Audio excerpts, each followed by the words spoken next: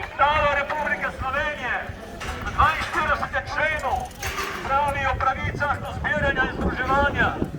Zagotovljena je pravica mirnega zbiranja do javnih zborovanj.